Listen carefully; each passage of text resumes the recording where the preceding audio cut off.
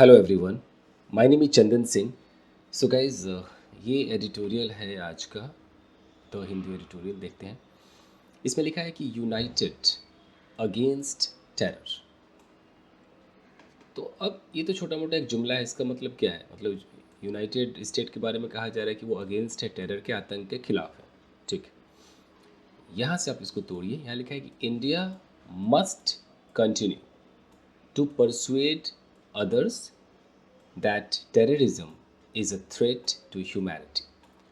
अब इस सेंटेंस को अगर देखा जाए, मस्ट का इस्तेमाल हुआ है। मस्ट हमारा मॉडल ऑक्सिलरी वर्ब है।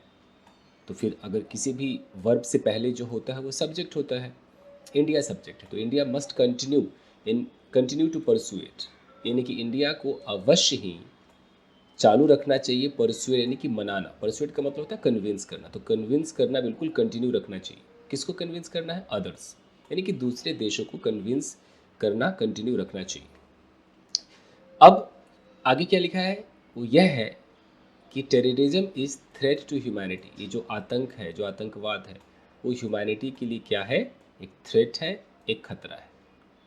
और इन चीज़ों में फिक्स्ड प्रेपोजिशन देखिए, जैसे थ्रेट टू ह्यूमैनिटी, यहाँ पर टू लिखा है। कई लोग हिंदी में सोचते हैं कि इंसानियत के लिए खतरा है, तो उनके दिमाग में बैठा हुआ है कि के लिए का मतलब फॉर आएगा, ऐसा दिमाग में बैठ गया उनके।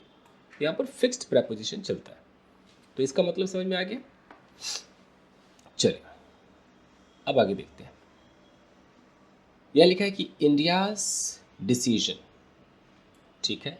फिर आ गया to host the United Nation security councils counter terrorism committee. ये बस बड़े बड़े नाम है, इस पर टेंशन नहीं लेना है। Is an important marker. सबसे पहले हम इस इज़ को देखते हैं। इज़ हमारा वर्ब है, तो इसका सब्जेक्ट कौन सा होगा? सब्जेक्ट होगा ये डिसीजन, यानी कि इंडिया का फैसला। और फैसला, अब इस बाकी छोड़ दीजिए, बस देखिए कि आपका सब्जेक्ट ये है, वर्ब ये है, फैसला है। क्या है फैसला? एन इम्पॉर्टेंट मार्कर, एक बहुत ही महत्वपूर्ण पॉइंट है। मार्कर का मतलब जो मार्क लगा दे, जो एक पॉइंट, जो एक हाईलाइट कर दे। तो देख रहे हैं, ये रहा डिसीजन सब्जेक्ट, ये रहा वर्ब। अब यहाँ पर आगे कैसे जोड़ा गया है कि इंडिया का फैसला। अब क्या करने का फैसला? तो यहाँ पर इन्फिनेटिव का इस्तेमाल किया गया है, टू होस्ट। होस्ट का मतलब होता है कि आप मेज़बानी करेंगे, सारे लोग आपके पास आएंगे, आपके घर आएंगे, इंडिया में आएंगे, और आप इसको होस्ट करेंगे, यानी कि आप मेज़बान हैं, बाकी लोग मेहमान, होस्ट करना। तो इंडिया ने फैसला किया कि वो होस्ट करेगा। किसको होस्ट करेगा? तो ये यूनाइटेड नेशन सिक्योरिटी काउंसिल, यानी कि यूएनसी। इसका क्या है? एक सीटीसी है, यानी कि काउंटर टेररिज्म कमेटी है। तो इस कमेटी को होस्ट करेगा इंडिया। तो ये जो डिसीजन है वो एक इम्पॉर्टेंट है, ठीक है, इम्पॉर्टेंट मार्कर है of the governments ongoing effort. अब देखिए, इम्पॉर्टेंट मार्कर है, किसका इम्पॉर्टेंट मार्कर है? तो यहाँ पर आ गया है प्रेपोजिशनल फ्रेज ऑफ। तो लिखा हुआ है कि ऑफ द गवर्नमेंट्स, गवर्नमेंट का ऑनगोइंग एफर्ट। यहाँ पर ऑनगोइंग क्या है? ये एडजेक्टिव है, इसको बोलते हैं आईएनजी वाला एडजेक्टिव, प्रेजेंट पार्टिसिपल। तो जो चल रहा एफर्ट, एफर्ट के बारे में बता रहे, कैसा एफर्ट? जो ऑनगोइंग है, मतलब चालू है, प्रयास चालू है। फिर यहाँ पर है क्या करने का प्रयास चालू है? तो यहाँ पर इन्फिनेटिव आ गया, हाईलाइट, टू हाईलाइट। ये टू कोई प्रपोजिशन नहीं है, ये इन्फिनेटिव है पूरा। तो सरकार का एक ऑनगोइंग एफर्ट है, एक चलता फिरता जो प्रयास है, क्या करने का? हाईलाइट करने का टेररिज्म को, कि टेररिज्म को हाईलाइट करे, टेररिज्म इशू को हाईलाइट करे। At a time, at a time मतलब उस वक्त हाईलाइट करे, the global body has been more focused. Global body का मतलब कि पूरा का पूरा जो इस पूरे वर्ल्ड में जितने भी बॉडीज़ हैं जो इन चीज़ों को देखते हो, सारे बॉडीज़ अभी क्या कर रहे हैं? Has been more focused. देख रहे, फोकस्ड यहाँ पर थर्ड फॉर्म देख रहे हैं, नहीं एडजेक्टिव है, V3 एडजेक्टिव है। हैज़ बीन का मतलब है एक पॉइंट से लेकर अब तक लंबे समय से लोग फोकस्ड है on the Ukraine war. Ukraine वार में फोकस्ड है सारे के सारे बॉडी। उस वक्त जब सारा ग्लोबल बॉडी यूक्रेन वार में फोकस्ड है, सबकी नज़र यूक्रेन वार पर है, उस वक्त ये जो सरकार है, भारत है, वो कोशिश कर रही है, उनका एक ऑनगोइंग एफर्ट है कि वो टेररिज्म के इशू को हाईलाइट करे ताकि सबके फोकस में आए। इसीलिए उनका ये जो फैसला है कि इंडिया में इसको वो होस्ट करेंगे, ये बहुत ही इंपॉर्टेंट मार्कर है। आई होप कि आपके समझ में आया होगा, तोड़ तोड़ करके बता दीजिएगा आया कि नहीं आया। कैसे बताएंगे? कमेंट सेक्शन में बताना होगा। ओके, मैं अभी भी कैमरा अपना ऑन नहीं कर रहा हूँ, actually I am suffering from cough and cold, ठीक है ना। तो मैं कैमरा ऑन नहीं कर रहा हूँ, और कैमरा मेरा एक्चुअली ख़राब भी है, तो मैं इसको रिपेयर भी करा लूँगा, और बीमार भी मैं, एक साथ सब कुछ। चलिए आगे देखते हैं। अब यहाँ पर क्या कह रहा है, हेल्ड इन मुंबई, मतलब कि मुंबई में इस मीटिंग को रखा गया, मतलब हेल्ड है तो यानी कि ऑफकोर्स मीटिंग होगी, मुंबई में हुआ एंड दिल्ली में हुआ, ये शॉर्टकट मार दी, held in Mumbai and Delhi, यानी कि मुंबई दिल्ली में हुआ। अब लिखा है कि it brought, past and definite tense, it brought UN officials, ये जो मीटिंग, इट मतलब ये जो मीटिंग है ये लाया, किस किस को लाया, यूएन के ऑफिशियल्स उनको लाया, एंड मिनिस्टर्स एंड डिप्लोमैट्स सबको लाया, from all members of the security council, UNSC के सारे मेंबर्स में से सबको उठा करके ले आया। क्यों लाया, ये मीटिंग में इतने सारे लोग आए, क्यों आए, पर्पस क्या है, तो इन्फिनेटिव लगाए, टू डिस्कस, डिस्कस चैलेंजेस, उन चुनौतियों को डिस्कस करने के लिए सारे लोग आए हैं। चैलेंज, फिर आगे लिखा है challenge to the global counter terrorism architecture, एक चैलेंज है, ये चैलेंज किसका चैलेंज है, ये पूरा जो ग्लोबल काउंटर टेररिज्म आर्किटेक्चर, एक पूरा आर्किटेक्चर बना कि पूरा जो वर्ल्ड है ये काउंटर करेगा टेररिज्म को, तो उनके लिए बहुत बड़ा चैलेंज है, तो उस चैलेंज को डिस्कस करने के लिए सारे लोग आए कि हम क्या करेंगे भाई, काउंटर करेंगे टेररिज्म को। अच्छा, अब है कि इन मुंबई, मुंबई में क्या हुआ भाई, the spotlight was on the 26/11 attacks, ये नॉर्मल आपका स्टेट ऑफ बीइंग है। स्पॉटलाइट का मतलब होता है कि पूरी की पूरी जो नज़र थी, फोकस था, वो किस पर था, 26/11 अटैक के मुद्दे पर था। अब यहाँ देखिए, despite the global nature of the terror targets, despite जब भी आएगा तो कहना क्या चाहता है डिस्पाइट, थोड़ा आप समझिए इस बात को। एक तो डिस्पाइट के साथ ऑफ नहीं आता, तो अगर कई लोग डिस्पाइट ऑफ लिखते होंगे तो भाई महा गलत है, मत लिखो। इंस्पाइट ऑफ तो होता है, इंस्पाइट ऑफ होता है, बट डिस्पाइट ऑफ नहीं होता, तो डिस्पाइट के साथ ऑफ नहीं आएगा। डिस्पाइट का मतलब है कि अगर मैं कहता हूँ कि despite being sick he went to office, तो कहीं ना कहीं किसको दिखाता है कि भैया बीमार था, एक तरफ दिखाता है बीमार था, और दूसरी तरफ थोड़ा सा उसका अपोजिट दिखाता है, बीमार था फिर भी वो ऑफिस गया, यानी कि बीमार होने के बावजूद ऑफिस गया, ये दिखाता है ना डिस्पाइट। तो उसी तरीके से यहाँ डिस्पाइट क्या कह रहा है कि despite the global nature of the terror target, यानी कि पूरे ग्लोबल का नेचर क्या है, टेरर टारगेट ही नेचर है, उसके बावजूद ये सबको पता है कि पूरा जो देश, पूरा जो वर्ल्ड है चाहता है कि आतंक न फैले, तो सबका जो नेचर है वो टेरर टारगेट है, फिर भी इसके बावजूद India has had an uphill battle, has had, ध्यान दीजिए, India has had an uphill battle, uphill का मतलब बहुत ही मुश्किल, डिफ़िकल्ट, बैटल मतलब आप जो, वैसे तो बैटल मतलब युद्ध होता है, बट बैटल का मतलब आपका संघर्ष भी तो बैटल दिखाता है, कि बहुत ही कठिन बैटल, एकदम लड़ाई लड़ी है इंडिया ने since 2008 in international cooperation to pursue the case, यानी कि जो अंतर्राष्ट्रीय कॉपरेशन होता है कि आपको पूरा पूरा वर्ल्ड कॉपरेट करे, आप जिस केस को लेकर लड़ रहे हैं उस केस को परस्यू करने में लोग आपको कॉपरेट करें, वो नहीं हुआ। 2008 से इंडिया लगी लगी रही, एकदम अपहिल बैटल रहा, and bringing the loan surviving attacker, मैं इसको पूरा हिंदी करके दिखाता हूँ आपको, रुकिए। पहले मैं चाहता हूँ कि सेंटेंस को समझे, हिंदी तो किसी भी चैनल पे कोई भी हिंदी बोल देगा, उसमें क्या है, सेंटेंस को समझिए। सेंटेंस क्या कह रहा है, India has had an uphill battle, यानी कि यहाँ पर प्रेजेंट परफेक्ट टेंस का इस्तेमाल किया है, इसको देख लेते हैं क्यों आया है ये, हैज़ हैड क्यों आया। देखिए, दो सूरतों में आता है ये, अगर हमें स्टेट ऑफ पोजीशन दिखाना हो, स्टेट ऑफ पोजीशन दिखाना हो, ऐसा पोजीशन इसमें बोलते हैं कि भाई उसके पास मान लो कि 2008 से एक कार है, तो इसकी इंग्लिश पता है कैसे होगी, ऐसे होगी, ही has had a car since 2008, ये हो गया। आप मानो ना मानो यही सच्चाई, ये हो, आप ये नहीं कह सकते कि he has a car since 2008 अगर आपने ऐसा बोला ना 2008 तो ये सेंटेंस भैया आपका गलत हो जाएगा, this is your wrong sentence. ठीक है, यानी कि अगर टाइम लग जाएगा तो ये हम जो सिंगल हैज़ है इसका इस्तेमाल नहीं होगा, हमें इसको प्रेजेंट परफेक्ट में करना होगा। तो ये जो हैज़ है प्रेजेंट परफेक्ट है, और ये जो हैड है ये हैव वर्ब का थर्ड फॉर्म है। तो एक तो ये होता है, एक होता है जैसे मैं कहता हूँ कि हैव फूड, मैं कहता हूँ have fun, you know, have a shower, अगर मैं ऐसा कहता हूँ तो इसको अगर मैं प्रेजेंट परफेक्ट में करूँ कि मैंने स्नान कर लिया है, तो प्रेजेंट परफेक्ट मतलब आई हैव, और हैव अ शावर का मतलब स्नान करना, तो इस हैव का थर्ड फॉर्म क्या हो जाएगा, हैड। तो I have had a shower, you know, ये भी हो सकता है। उसने नहा लिया है तो ही हैज़ हैड अ शावर, ये भी हो सकता है। तो ये देख रहे हो, हैज़ हैड, हैव हैड, ऐसे आ रहा है ना। तो उसी तरीके से अगर मैं कहता हूँ कि हैव अ बैटल, तो हैव अ बैटल का मतलब है लड़ाई लड़ना। अब मैं बोलूँ यार उसने 2008 से लड़ाई लड़ी है, तो मैं क्या बोलूँगा, प्रेजेंट परफेक्ट में बोलना होगा ही हैज़, और ये जो हैव अ बैटल है तो हैव का थर्ड फॉर्म हैड हो जाएगा, तो ही हैज़ हैड अ बैटल।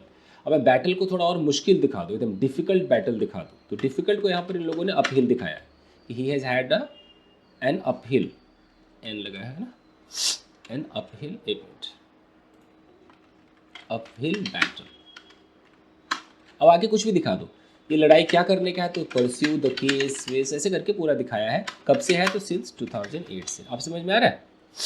तो यही यहाँ पर है कि भाई पूरा जो ग्लोबल का नेचर है टेरर टारगेट, उसके बावजूद इंडिया को भैया has had an uphill battle, उन्होंने मतलब एक बहुत ही मुश्किल लड़ाई लड़ी है 2008 से इन इंटरनेशनल कोऑपरेशन, की इंटरनेशनल कोऑपरेशन में लड़ाई लड़ी है। क्यों लड़ी है, to pursue the case, case को चलाने के लिए, एंड इन ब्रिंगिंग, देखो कभी भी कोई प्रेपोजिशन आ जाए दोस्तों, इन लगा है ना, इसके बाद जो वर्ब होगा ना वो आईएनजी में होगा। तो इन ब्रिंगिंग मतलब लाने में, किसको लाने में, the loan surviving attacker, loan मतलब इकलौता, सर्वाइविंग अटैकर का मतलब कि मान लो 4 लोग आए थे इंडिया पे अटैक करने, सारे मारे गए, एक बच गया, इकलौता कोई बच गया, तो वो सर्वाइविंग अटैकर हो गया। तो वो जो सर्वाइविंग अटैकर है जिसका नाम क्या है, कॉमा मतलब अपोजिशन, नाम बता रहा है कि अजमल कसाब, तो ये बंदा बच गया था। तो इसको, इसके केस को चलाने में, इसको इन ब्रिंगिंग अटैकर को थ्रू अ फुल ट्रायल, ये जो बंदा है अजमल कसाब, इसको एक फुल ट्रायल एंड एग्जीक्यूशन करने में मतलब अच्छा खासा अपहिल बैटल, बहुत ही मुश्किल भरा ये बैटल रहा 2008 से इंडिया लड़ती रही। आप समझ में आया, ये है जी। फुल ट्रायल का मतलब ट्रायल हो, एग्जीक्यूशन का मतलब उसकी, उसको जो भी सज़ा देना है सज़ा दे दिया जाए, एग्जीक्यूट कर दिया जाए। चलिए, after a brief period of information sharing, ये छोटे छोटे ये सब क्या होते हैं, ये इनको फ्रिज कहते हैं गाइस, आपको कंफ्यूज करते हैं, फ्रिज कहते हैं इनको।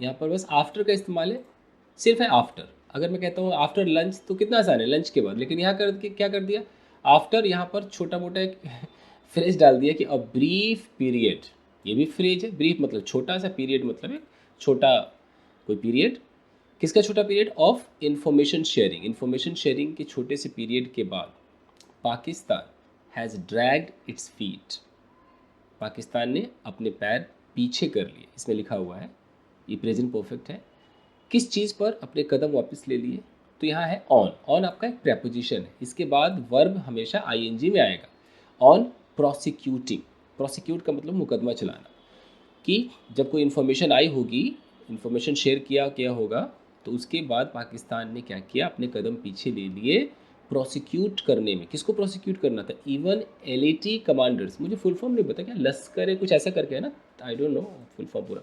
जो एलएटी कमांडर्स है हाफिज़ सईद, जाकिर रहमान लखवी एंड अदर्स, ये जितने भी लोग हैं, इन पे इनको प्रोसिक्यूट भी नहीं किया, प्रोसिक्यूट करने पे भी अपने कदम पीछे ले लिए। समझ में आ रहा है, that it's federal investigative agency held responsible for the attacks, और यहाँ का कोई होगा मुझे नहीं पता, फेडरल इन्वेस्टिगेटिव एजेंसी का नाम लग रहा है, जिन्होंने इनको जिम्मेदार ठहराया था, हेल्ड रिस्पॉन्सिबल, किस चीज़ के लिए, अटैक के लिए। ठीक है, तो after a brief period of information sharing, तो इन्फॉर्मेशन शेयर हुआ, ये भी एजेंसी ने इनको जिम्मेदार ठहराया। उसके बाद भी क्या हुआ, पाकिस्तान ने अपने कदम पीछे ले लिए, मुकदमा नहीं चलाया, ऐसा लिखा हुआ है। क्लियर है? सेंटेंस समझ में आ रहा है आपका? चलिए, अब है कि ड्यूरिंग द यूएनएससी कॉन्फ्रेंस। अब इनका जो है कॉन्फ्रेंस हुआ, तो कॉन्फ्रेंस के दौरान, वही छोटा सा फ्रेज है, ड्यूरिंग मतलब किसी चीज़ के दौरान। The attendees heard. अटेंडीज कौन होते हैं? जैसे इतने सारे लोग आए हैं मीटिंग में, तो जो लोग मीटिंग को अटेंड कर रहे हैं वो अटेंडीज हैं। द अटेंडीज हर्ड, ये आपका सब्जेक्ट है। अटेंडीज हर्ड मतलब वर्ब का सेकेंड फॉर्म, सुना। अटेंडेड ने सुना। Not only from victims of the attacks, उस अटैक्स में जो विक्टिम्स थे, मान लो उनके विक्टिम के परिवार वाले होंगे या जिन पर अटैक हुआ होगा, सिर्फ उनके मुंह से नहीं सुना, but also heard from voice samples of LeT recruiter Sajid Mir. हो सकता है कोई बंदा है साजिद मीर, कौन है ये? एलएटी का रिक्रूटर है, ये लोगों को रिक्रूट करता है। तो ये जो साजिद मीर है, इसका कोई वॉइस सैंपल था, उस वॉइस सैंपल को भी वहाँ चलाया गया, उसको भी लोगों ने सुना। विक्टिम के मुंह से तो सुना, वॉइस सैंपल भी चलाया गया, तो ऑडियो वे में भी इन लोगों ने सुना। क्या सुना? वॉइस सैंपल किसका था? एलएटी रिक्रूटर साजिद मीर का था। अब देखो यहीं पर, यहाँ पर डायरेक्टिंग क्यों आ गया? ये वर्ब में आईएनजी क्यों आ गया? ये एक प्रेजेंट पार्टिसिपल फ्रेज है, बता रहा है कि जो साजिद मीर है वो डायरेक्ट कर रहा था टेररिस्ट को ड्यूरिंग द अटैक्स। अटैक्स के दौरान वही बताता था, ये करो ये ना करो, ऐसा वॉइस मैसेज पे बोलता था, वो आया। इवन सो मतलब कि इसके बाद भी इतना सब कुछ हो गया, वॉइस मैसेज आ गया, इवन सो इसके बाद भी मीर मतलब साजिद मीर। अब ये आपका सब्जेक्ट है साजिद मीर, अब इसका वर्ब गायब है देख रहे हो, या कॉमा लगते तुरंत समझ जाया करो कि अच्छा वर्ब कहीं गायब। अब यहाँ लिखा है नाउ इन पाकिस्तानी प्रिजन, यानी कि अभी साजिद मीर पाकिस्तान के प्रिजन में है, जेल में है। ऑन टेरर फाइनेंसिंग चार्ज, क्या लगा है कि टेरर को फाइनेंस करता था, पैसे वैसे का काम ये करता था, फाइनेंसिंग का काम करता था, तो ये इल्ज़ाम लगा है। अच्छा, ये कब जेल गया? तो कॉमा है कि after Pakistan grey listing at the financial action task force mandated action. Okay, ये जेल में कब गए? जब पाकिस्तान का कोई ग्रे लिस्टिंग हुआ होगा, मतलब ऐसा हुआ होगा कि उनको ग्रे लिस्ट में डाला जाए, मुझे ज़्यादा खबर नहीं है। तो आफ्टर पाकिस्तान ग्रे लिस्टिंग, कहाँ पे ग्रे लिस्टिंग हुआ था? At the financial action task force, यहाँ पे उनका ग्रे लिस्टिंग हुआ था। और ये टास्क फोर्स ने मैंडेटेड एक्शन, इन्होंने, मैंडेट का मतलब आदेश देना, इन्होंने अब कोई एक्शन चलाया होगा कि हाँ भाई ये कर दिया जाए, उसके बाद ही ये जो साजिद मीर है इनको जेल में डाला गया। ठीक है, तो ये सब्जेक्ट है साजिद मीर। तो अब इसके बाद वर्ब कहाँ है इनका? ये मीर हैज़, ये वर्ब है। तो ये जो इवन सो, इसके बाद भी जो मीर है, हैज़ नॉट बीन ट्राइड, इन पर अभी भी ट्रायल नहीं चला, मुकदमा नहीं चला, जेल में तो है बट ट्रायल नहीं चला। आप समझ में आ रहा है सेंटेंस कितना मुश्किल होता है? देखो सब्जेक्ट यहाँ है, वर्ब यहाँ है, और बीच में एक्स्ट्रा इन्फॉर्मेशन डाल दिया। खैर, अब लिखा है कि the US which has cooperated in many other ways. अब है यूएस की बात हो रही कि यूएस के तुरंत बाद यहाँ पर कॉमा है, तो ऑफ कोर्स ये हमारा सब्जेक्ट है। सेंटेंस को तोड़िए भाई साहब, ये आपका सब्जेक्ट है, तो इसका वर्ब किधर है? ये विच वर्ब थोड़ी होगा, ये तो कॉमा लगा है, तो विच आपका क्या होगा? रिलेटिव प्रोनाउन है। इससे जो सेंटेंस बनेगा वो सेंटेंस क्या कहलाएगा? एडजेक्टिव क्लॉज कहलाएगा। तो हमें सब्जेक्ट का वर्ब ढूंढना है। तो US which has cooperated in many other ways, यानी कि जिसने साथ दिया, कई मामलों में साथ दिया इंडिया का, ऑन टेररिज्म पर। कन्विक्टेड, ये वर्ब है, ये देखिए यूएस ने कन्विक्ट किया, कन्विक्ट का मतलब मुजरिम ठहराया कॉन्स्पिरेटर्स को, जो कॉन्स्पायर करते हैं, यानी कि जो क्या बोलते हैं उसको, षड्यंत्र रचते, उनको यूएस ने जब मुजरिम ठहराया, जेल में डाला। कौन थे वो? David Headley and Tahawwur Rana था, फॉर अटैक्स, उनको जब जेल में डाला। But has refuse to extradite them. अब यहाँ बट हैज़, ये हैज़ भी किसके लिए? यूएस के लिए। यूएस हैज़ रिफ्यूज, उन्होंने मना कर दिया, टू एक्स्ट्राडाइट। एक्स्ट्राडाइट का मतलब है कि मुजरिम को उनके देश में भेज देना, ताकि अब देश मुकदमा चलाए, उनको देश में नहीं भेजा, कुछ ऐसा है एक्स्ट्राडाइट। मीनवाइल, इसी दौरान China continues to block designating LeT leaders on the UNSC 1267 terror list. अब देखो इसी दौरान ये सब तो चल ही रहा है, इसी दौरान जो चाइना है वो चाइना क्या करती है, वो उसका चाइना का भी सीन दिखाया जा रहा है कि चाइना कंटिन्यूस, यहाँ प्रेजेंट इंडेफिनिट दिखाया नहीं कि चाइना चालू रहती है। चाइना क्या करती है, ब्लॉक कर देती है डेजिग्नेटिंग LAT लीडर, जो भी LAT जो ग्रुप है उनके जो लीडर्स हैं उनको एक लिस्ट में डाला जाता है ना कि भाई ये टेररिस्ट है, इनको कोई उनका UNSC 1267 टेरर लिस्ट है, इस टेरर लिस्ट में नाम होता है कि ये अब पूरे वर्ल्ड वाइड टेरर मतलब टेररिस्ट हो गया। तो जब किसी का नाम देना होता है तो चाइना क्या करती है, वो ब्लॉक करती है, डेजिग्नेट नहीं होने देती है, टू ब्लॉक डेजिग्नेटिंग, तो चाइना ये करती है। तो यहाँ पर कॉमा लिखा है, फिर लिखा है कि a problem external affairs minister S Jaishankar and US secretary of state Antony Blinken specifically मेंशर्ड।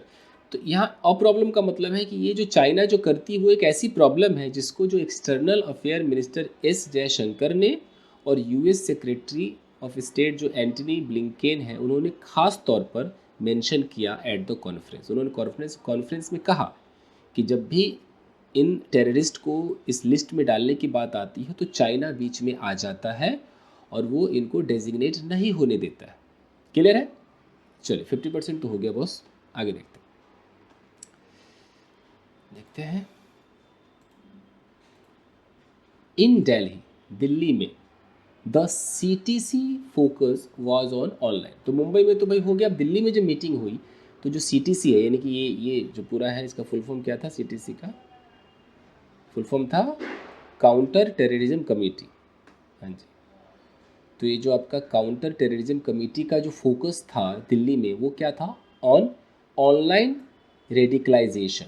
Radical actually radical वो लोग होते हैं जो मान लो उनकी एक अपनी थॉट होती है, एक्सट्रीम लेवल पे चले जाते हैं, वो चाहते हैं कि सब परिवर्तन करके अपना चला दे, आई डोंट नो हिंदी में क्या कहते हैं।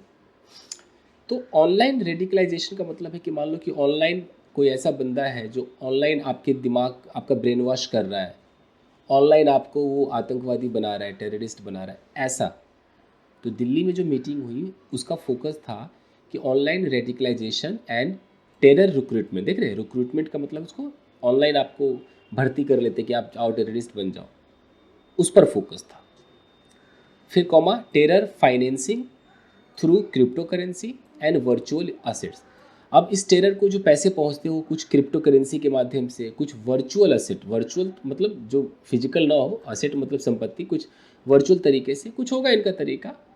तो इन चीज़ों पर फोकस था। And unmanned aerial system, unmanned का मतलब इसमें कोई इंसान ना हो, एरियल का मतलब जो हवा से रिलेटेड हो, तो aerial system use, aerial system use including, जिसमें शामिल है ड्रोन्स। अच्छा ड्रोन्स वगैरह होते हैं ना, for terror strike. Oh my God, drone से टेरर अटैक होते हैं, आतंकवादी हमले ड्रोन से होते हैं, तो ये भी फोकस था। Comma transporting drugs and arms, और जब ड्रग्स पहुंचाए जाते हैं, उनको हथियार पहुंचाए जाते हैं। तो दिल्ली में जो मीटिंग हुई CTC की, उनका फोकस ये सारे थे, ब्ला ब्ला ब्ला ब्ला, इतना। अब समझ में आ गया? अब आगे देखते हैं, सेंटेंस को तोड़ना सीखिए दोस्तों। अब है कि the deliberation led to the Delhi declaration. पहले इसी को देख लें। डेलिब्रेशन, बड़े बड़े वर्ड लिखते हैं। डेलिब्रेशन का मतलब होता है कंसिडरेशन, विचार, डिस्कशन, इसको डिस्कशन समझ लो। डेलिब्रेट मतलब कोई बहुत सोच समझ कर विचार करके कोई फैसला करे, डेलिब्रेट। तो ये जो डेलिब्रेशंस हैं ये सब्जेक्ट हो गया आपका, ये जो डिस्कशंस हैं। अब यहाँ वर्ब आपका लीड का लेड बना है, led to the Delhi declaration. ये लेड क्या होता है इसको देखिए जरा, होता क्या है आपका, आता है लीड टू। लीड टू का मतलब होता है टू कॉज, पैदा कर देना, टू कॉज। जैसे मैं बोलूँ कि योर आर्ग्यूमेंट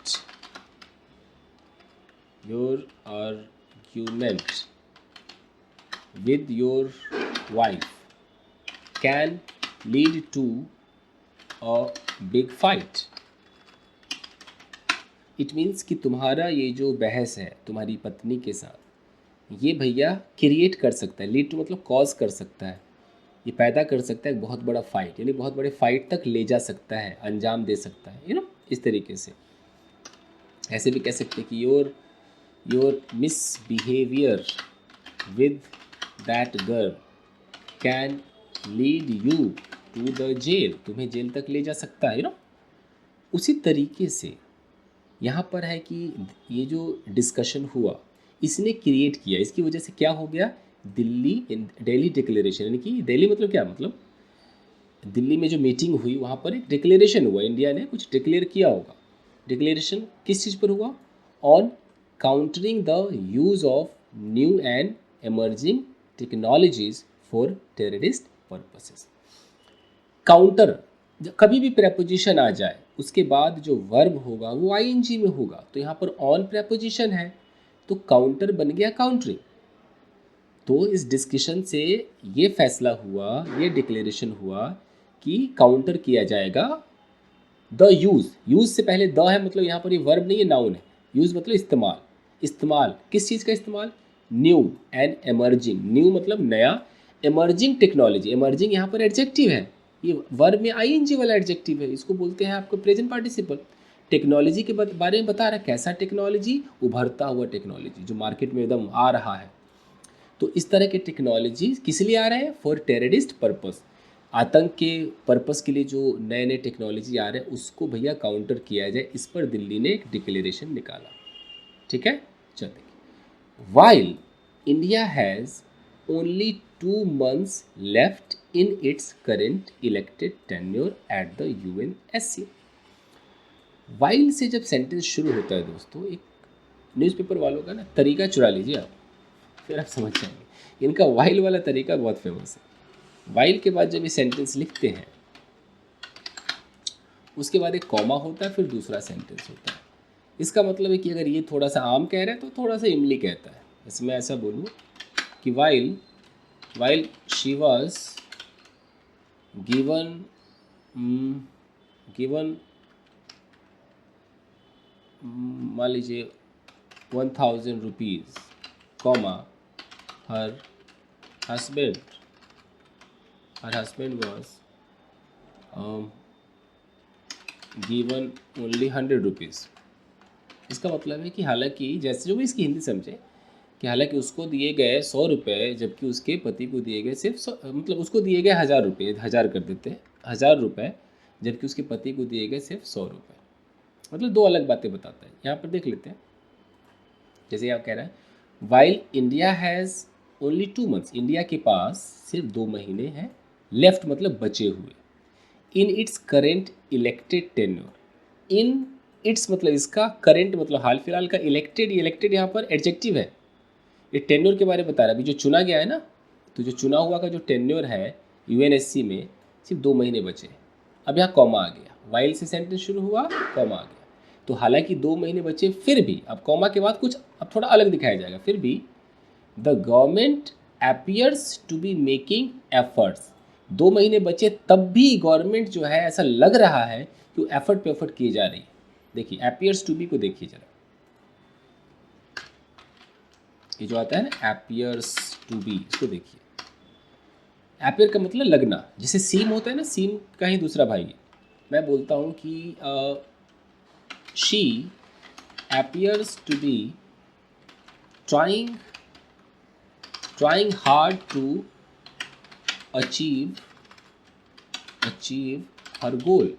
इसका मतलब ये हुआ कि यहाँ पर एक लड़की है, ये एक लड़की है, इसको देखकर ऐसा लग रहा है, हम यहाँ से इसको देख रहे हैं और इसको देखकर लग रहा है कि यार ये लड़की बहुत कोशिश कर रही है अपने गोल को अचीव करने में। तो एपियर्स का मतलब कि हमको देखकर लगता है, यू नो।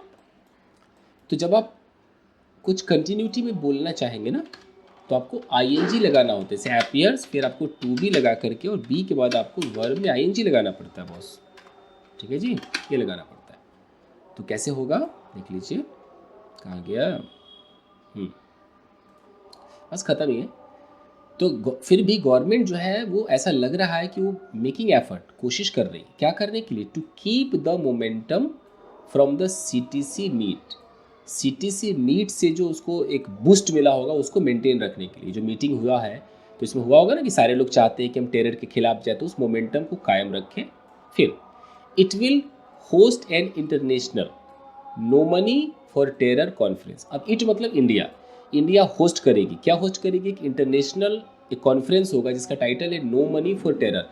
आतंक के लिए कोई पैसा नहीं। ये होगा नवंबर 18 से 19 तक। And a UNSC special briefing. अब यूएनएससी का एक खास ब्रीफिंग का मतलब एक लेक्चर, एक डिस्कशन होगा on challenges to global counter terrorism effort. अभी जो पूरा का पूरा वर्ल्ड मिलके जो टेररिज्म के खिलाफ है, तो ये जो ग्लोबल काउंटर टेररिज्म का जो प्रयास है उसको जो चैलेंज आने वाले उस चैलेंजेस पर भी एक ब्रीफिंग होगी। ये होगा दिसंबर 15-16, ठीक है।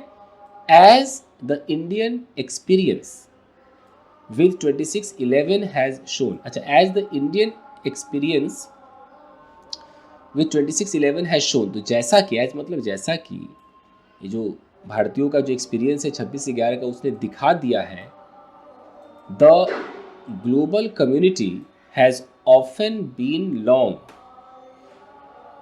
ये जो ग्लोबल कम्युनिटी यानी कि पूरा का पूरा जो वर्ल्ड है, अब ध्यान से देखिए, the global community has often been long. ये हैज बीन का मतलब है कि उस शुरू से ऐसा है, कैसा है, has been long on statements, यानी कि स्टेटमेंट से लोग बहुत अच्छा देते हैं, लॉन्ग बहुत लंबे समय तक ये करते, but has been short on cooperative action. लेकिन अगर कोई सहायता करनी हो, कोई एक्शन लेना हो, तो ग्लोबल कम्युनिटी जल्दी काम नहीं करती, ऐसा बता रहा है। एंड न्यू दिल्ली मतलब इंडिया, इंडिया जो है, विल हैव टू, देखो विल हैव टू का इस्तेमाल आ रहा है, will have to keep pressing the point. Keep pressing the point है कि वो जो पॉइंट है उसको दबाते रहो भैया, दबाते रहो। Keep pressing the point that terrorism remains.